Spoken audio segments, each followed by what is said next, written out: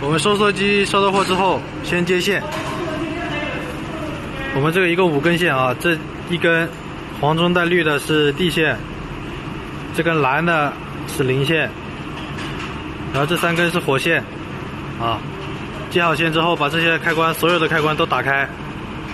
全部都打开啊，然后看一下这个急停有没有锁住了，锁住之后也把它打开啊，转一下就打开了。打开之后让它自己运行到设定温度就可以了。然后开机前要看一下它后面的这个空开有没有打开啊，现在是关住的，把它打开，抬起来就打开了。然后散热，我们关机下班了，关机散热，先把这个加热开关关掉，然后等它自己走，自己散热散个15分钟，然后再把所有的电全部关掉就可以了。